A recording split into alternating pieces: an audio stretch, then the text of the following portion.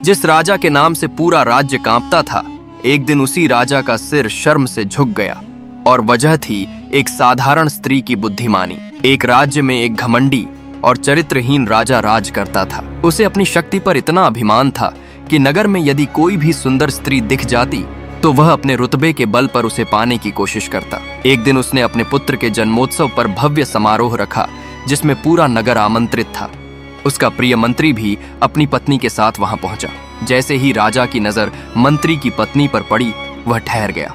उसने जीवन में इतनी तेजस्वी और रूपवती स्त्री नहीं देखी थी। समारोह समाप्त हुआ और सभी अपने घर लौट गए, पर राजा की रात बेचैनी में बीती। उसके मन में केवल मंत्री की पत्नी का ही विचार था। सुबह होते ही उसने मंत्री को बुलाया और एक पत्र देकर दूर राज्य में पहुंचाने का आदेश दिया। मंत्री राजा की मंशा से अनजान घर से विदा लेकर चला गया। अवसर मिलते ही राजा सजे धजे मंत्री के घर पहुंचा।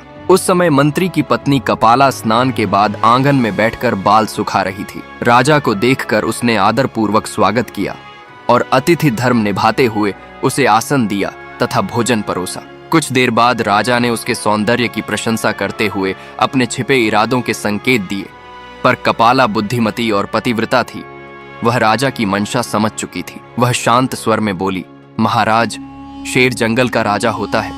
क्या उसे शोभा देता है कि वह गंदगी में मुंह मारे? जब न्याय देने वाला ही अन्याय करने लगे तो प्रजा कहां जाएगी? आपको यह शोभा नहीं देता कि आप अपने ही मंत्री की पत्नी से ऐसी बातें करें। ये शब्द सुनते ही राजा का सिर झुक गया। उसे अपने आचरण पर लज्जा आई और वह बिना कुछ कहे वहां से लौट गया। इधर मंत्री को रास्ते में ध्यान आया कि वह पत्र घर पर ही भूल आया है।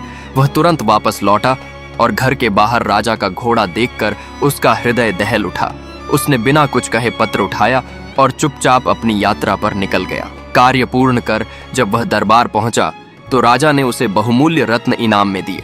मंत्री ने वे रत्न अपनी पत्नी को सौंप दिए, पर उसे मायके छोड़ आया और फिर लेने नहीं गया। समय बीतता गया, तब पत्नी के भाई मंत्री के पास पहुंचे और कारण पूछा। बात राजा तक पहुंची और दरबार में सब उपस्थित हुए। सालों ने कहा, महाराज, हमने इन्हें एक हरा भरा बाग सौंपा था, पर इन्होंने उसे उजाड़ दिया। मंत्री शांत स्वर में बोला, महाराज, बाग वैसा ही सुरक्षित है जैसा मुझे सौंपा गया था। राजा सब समझ चुका था। वह सिंहासन से उठकर बोला, बाग के पास शेर अवश्य आया था, पर वह न दीवार लांघ सका न कोई फल तोड़ सका। वह निराश होकर लौट गया।